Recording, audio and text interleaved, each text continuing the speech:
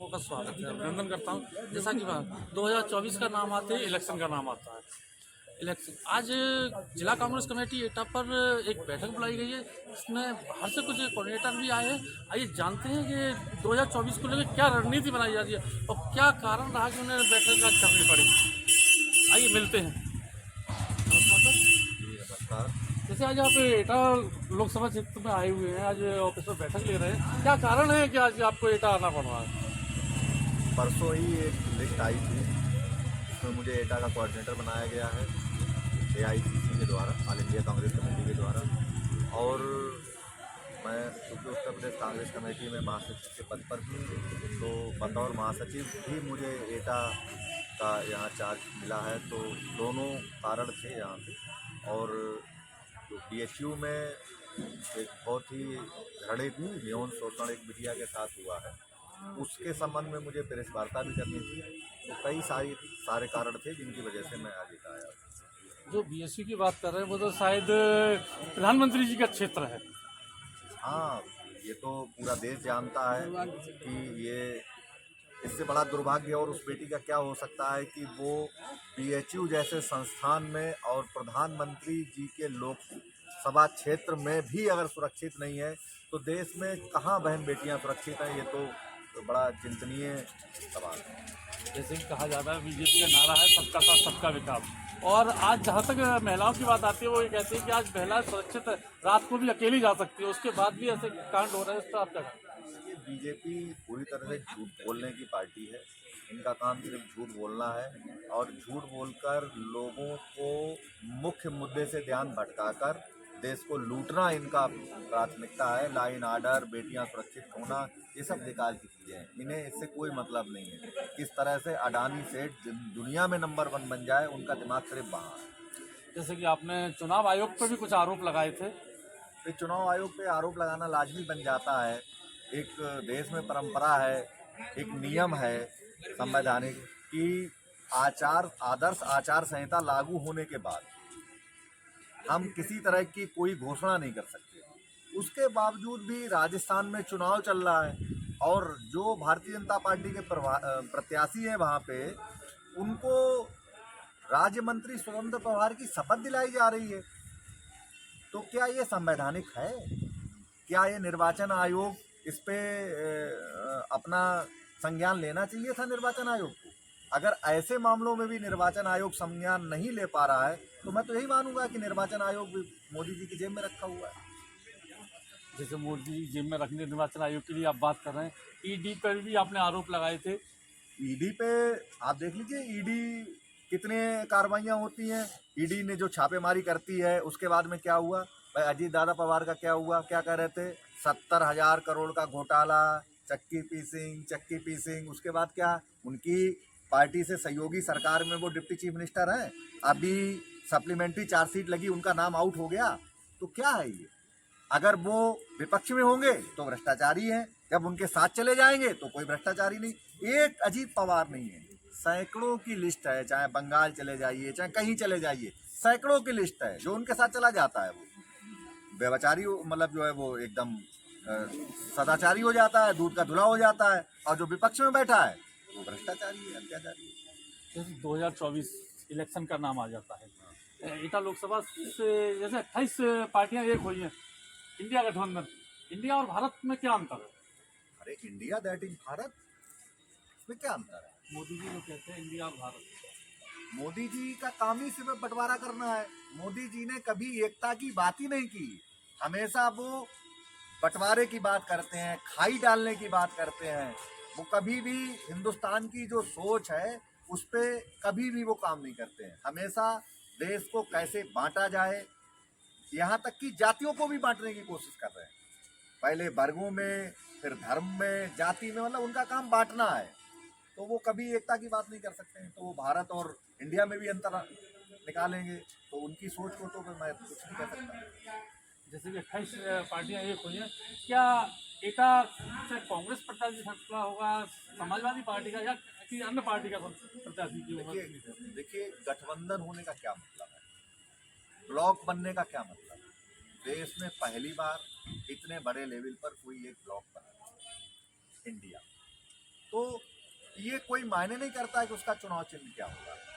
मायने ये करता है कि इंडिया गठबंधन का प्रत्याशी होगा, उसका दल क्या होगा ये हमारे लिए कोई महत्व नहीं रखता। उसका जो भी दल होगा, हम हमारे कांग्रेस जन, और कांग्रेस जन ही नहीं, पूरे इंडिया ब्लॉक की सभी पार्टियां उसको उतनी शिद्दत से लड़ाएंगी, चाहे उसका चुनाव चिन्ह कोई भी। ये हमारा मैटर नहीं है कि चुनाव चिन्ह क्या है, ये हम डिसाइड भी नहीं करेंगे चुनाव चिन्ह क्या। ये हमारी जो कमेटियां बनी हुई हैं नेशनल, वो लोग डिसाइड करेंगे कि किस लोकसभा में किसको लड़ाया जाए, कौन मजबूत बनेगा, कौन बीजेपी को हरा सकता है, उसको लड़ाया। कौन मजबूत बनेगा। जैसे ही अभी भी बनारस में एक महिला के साथ एक कांड हुआ है, एक घटना हुई है, उसके बारे में माता जी समझते हैं क्या है वो पूरा मामला। देखिए, बनारस में वो आम लड़की नहीं, लड़की है, बच्ची है, छात्रा है, पढ़ी लिखी है, और उसके साथ इस तरह का, और इनके भारतीय जनता पार्टी के नेता, आईटी सेल के पदाधिकारी, और जैसे समाचार पत्रों में मीडिया में आया है कि उनके बहुत चहेते उनके साथ फोटो हैं, अमित शाह के साथ फोटो है, स्मृति ईरानी जो महिला बाल विकास मंत्री है उनके साथ फोटो है। उन लोगों ने जो इस तरह के कुकृत्य किया है और उनको खुलेआम संरक्षण दे रहे हैं, उनसे प्रचार करवा रहे हैं, और जब तक चुनाव नहीं हुआ राज्य में तब तक उनके साथ कुछ भी नहीं किया गया, और बड़ा हम लोगों का दबाव, सबका दबाव, जनता का दबाव, तब उनको गिरफ्तार किया गया। देखिए, ये तो अब पहले तो मोदी जी का यही था, बेटी बेटी पढ़ाओ, अब इनका बेटी सताओ, बेटी रुलाओ, इनके खुद कार्यकर्ता ये करते हैं। तो क्या संदेश देंगे, क्या जनता को देंगे, क्या महिलाओं को देंगे, क्या देंगे। और जितने अपराधी हैं भारतीय जनता पार्टी के संरक्षण में पड़ रहे हैं, और उनको पूरी तरह से ये सरकार संरक्षण दे रही है, इसमें कोई कार्यवाही नहीं है। इसी के बारे में जानकारी हुई है कि अपने कांग्रेस के अध्यक्ष जी पे, अजय राय जी पे भी एक मुकदमा कायम हुआ है, उसके बारे में क्या जानकारी देंगे। अरे ये जो चाहें सो करा दें।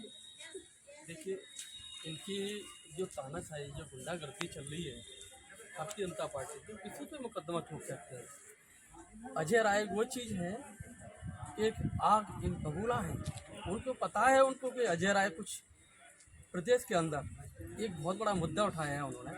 अजय राय जी के पीछे एक केस नहीं, जिन कितने भी लगाते हैं कोई दिक्कत नहीं है। अजय राय, उनकी पार्टी, उनके साथी, मुकदमा और भी लगे, कोई फर्क नहीं है, क्योंकि इंसाफ की बात करते हैं अजय राय जी।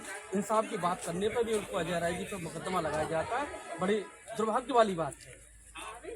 इतना ही नहीं कि उन्हीं पर लगाया, बहुत सारे मुकदमा कितने लगा रहे जा रहे हैं, इतने लगाए जा रहा है मुकदमा कि आम जनता को छोड़िए, जो नेता अगर भ्रष्टाचार की बात करता है, कोई मुद्दा उठाता है, आए दिन उसमें मुकदमा लगाए जाते हैं। जिन पार्टी, भारतीय जनता पार्टी में कहीं किसी पार्टी का कोई नेता चला जाता है, उससे कहते हैं कि ये तो बढ़िया हो गया। ईडी के ऊपर लेकर के इन्होंने तमाम जगह उन्होंने मुद्दा उठा करके आज तमाम केस लगा रखे हैं। इन पर है ही क्या है, केस ही लगाएंगे और जनता को भड़काने का काम करेंगे, क्योंकि इनको जनता का भड़काने का काम, समाज को बांटने का काम करते हैं, और युवा को रोजगार ना दे करके, और इनको मैं तो ये कहता हूँ कि युवा को रोजगार ना दे करके आज उन्होंने युवा के हाथ में कटोरा दे दिया है। और आपके 2024 में भूल के भी किसी तरह आ जाती है सरकार इनकी, तो मैं ज़्यादा बड़ी बात ना कर रहा हूँ, लेकिन हर युवा के और हर छात्रों के हाथ में कटोरा दे देंगे ये, और भीख मांगना पड़ेगा इस सरकार में। जैसे आपको अभी भी लगता है कि भूल बस भी बीजेपी के सत्ता में आ सकती है। सत्ता में नहीं आएगा। अभी ये गठबंधन देखिए, आपके न्यू गठबंधन, इंडिया गठबंधन है ये, अब सत्ता में कहाँ से आएगी? अब तो पूरी यूथ में है, आपको पता नहीं। देखिए, आपको लग रहा है कि हमारा भारत जोड़ो नया यात्रा हमारे राहुल जी भी करने जा रहे हैं। उन्होंने पैदल यात्रा उन्होंने पहले भी किया था, और आज भी उन्होंने फिर मुद्दा उठा लिया है, और इनको पूरी तरह जड़ से उखाड़ के फेंक देंगे, ये हमारा वादा है। जो भारत जोड़ो यात्रा राहुल जी करने जा रहे हैं, वो कहाँ से शुरुआत होगी, जरा आप जानकारी देंगे। ये होगा मणिपुर से समापन होगा, और शुरुआत होगा, और बॉम्बे में जाकर के समापन होगा। क्या कारण है कि मणिपुर ही क्यों चुना गया है? मणिपुर में तो पूरा शर्मसार हुआ, हिंदुस्तान शर्मसार हुआ है। पूरे देश में ऐसा कुकृत्य शायद ही कहीं हुआ हो, पूरी दुनिया में शायद ऐसा कुकृत्य कहीं हुआ हो कि महिलाओं को, जिनको हम हमारे देश में देवी माना जाता है, इससे बड़ा सम्मान और क्या हो सकता है, उनको निर्वस्त्र घुमाया गया। और वहाँ का मुख्यमंत्री धूर्त है जो कहता है ऐसी सैकड़ों घटनाएं घटी हैं यहाँ, ये तो एक घटना है जो प्रकाश में आ गई है।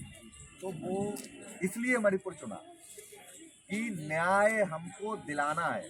यात्रा का स्लोगन भी है कि यात्रा चलेगी कब तक, न्याय मिलने तक। जब तक न्याय नहीं मिल जाएगा तब तक यात्रा चलेगी। जैसे 15 राज्यों में भी यात्रा जाएगी, क्या उसमें उत्तर प्रदेश का नाम है? उत्तर प्रदेश में यात्रा सबसे लंबे समय तक ठहरेगी। उत्तर प्रदेश में इटावी से भी होकर निकलेगी क्या? अभी ये रूट डिसाइड नहीं हुआ है। बरेली से अलीगढ़ निकाला जाएगा। अब किधर से रूट यहाँ के लोकल बनेगा, मुझे लग रहा है कि कहीं ना कहीं से टच जरूर किया जाएगा। अभी मैं अधिकारी रूप से ये बात नहीं कह सकता हूँ, कारण ये है क्योंकि वो रूपरेखा भी हमारे राष्ट्रीय लोग निर्धारित कर रहे हैं। लेकिन हाँ, ये हम एटा के प्रभारी लोकसभा के होने के नाते ये हम रिक्वेस्ट जरूर करेंगे कि एटा को भी जरूर कहीं ना कहीं से छुआ जाए उस यात्रा। और एटा की जनता पूरा साथ देगी और साथ रहेगी। और एटा की जनता, एटा के कांग्रेस जन एकजुट होगी।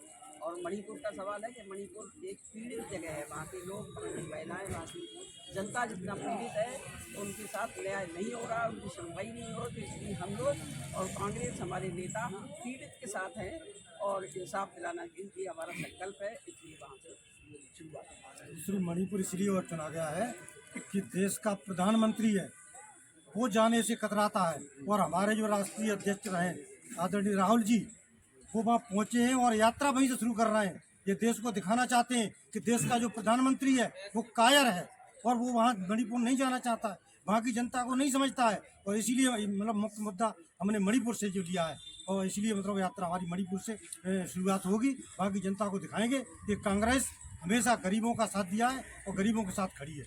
अध्यक्ष जी, आपसे भी एक बात पूछना, क्या राहुल जी के साथ आप कितने समय तक रहेंगे हम उस यात्रा में?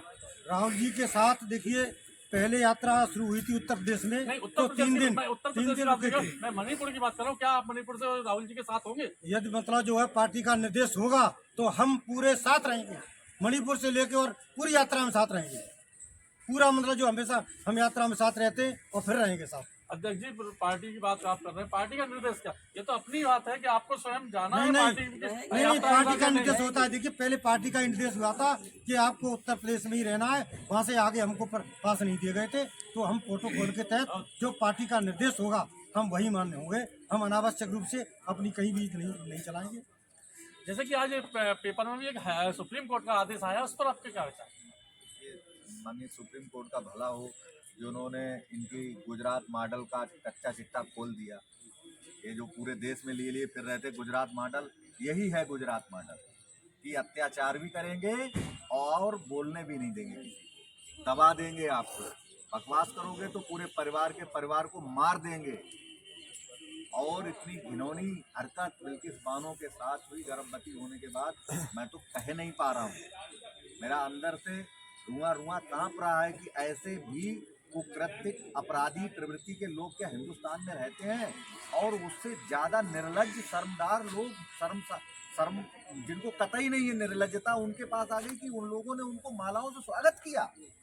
इसका मतलब क्या है कि वो खुद चाहते हैं, बढ़ावा दे रहे हैं इस तरह की घटनाओं। भारतीय जनता पार्टी कल के सुप्रीम कोर्ट के निर्णय से पूरी तरह से नंगी हो गई है। पूरी तरह से इसका चल चरित्र चेहरा एक एक इंसान को पता चल गया है। ये लोग क्या चाहते हैं? ये लोग बस यही चाहते हैं अपराध करो, कोई बोले तो और अपराध करो, उसको दहशत भर दो, इतनी दहशत भर दो कि कोई जवाब ना उठा पाए। हमारी बहन जी ने बताया कि ये अपराध ऐसे नहीं खुला, जाने कितने IPS अपनी जान की बाजी लगाकर, अपनी नौकरी की बाजी लगाकर तब ये मुकदमा पंजीकृत हुआ, तब जाके जैसे तैसे ये गिरफ्तारियां हुई और उन्हें जैसे मौका लगा तो उन्होंने तुरंत फिर छोड़ दिया। उनके लिए कोई न्याय व्यवस्था नहीं है, उनके लिए कोई कोर्ट का कोई मतलब नहीं है, उनके लिए सब कुछ जो भी वो है सरकार है। अभी यहाँ से हम कहेंगे, आपका न्यूज़ चैनल देख रहा है, फिर यही होगा कि हमारे महामहिमों की मतलब जो अवहेलना हो रही है। कैसे खड़े होते हैं हमारे महामहिम की ऐसे करके प्रधानमंत्री के सामने? क्या मतलब है? कोई पद का प्रोटोकॉल नहीं रखा यहाँ सिर्फ एक व्यक्ति है, बाकी सब उसके पैरों के तले पड़े हुए हैं। कोई संवैधानिक संस्था नहीं बची है, कोई संवैधानिक पद नहीं बचा है, सिर्फ एक व्यक्ति, उसके नीचे सारे लोग पड़े हुए हैं।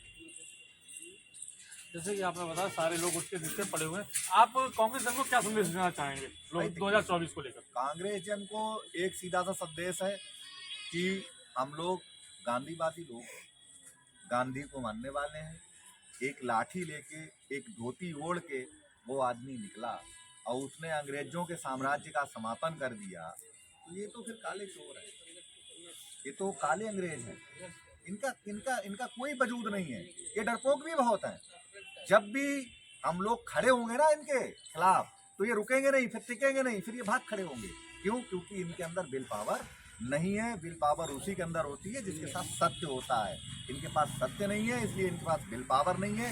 ये दमन तो कर सकते हैं, लेकिन सत्य का मुकाबला ये करने के लिए तैयार नहीं है। और सत्य का मुकाबला करने को तैयार होते तो शायद संसद से 145 सांसदों का निलंबन नहीं होता। राहुल जी जो न्याय यात्रा लेके निकले हैं, उसका कारण ही बस मकसद ही यही है कि अब संसद में भी आप नहीं सुनना चाह रहे हो।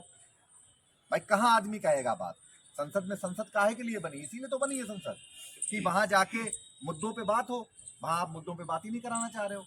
मणिपुर के मामले पे हमारी पार्टी को नो कॉन्फिडेंस मोशन लाना पड़ा, जबकि क्या हमें नहीं पता था कि नो कॉन्फिडेंस मोशन गिरेगा?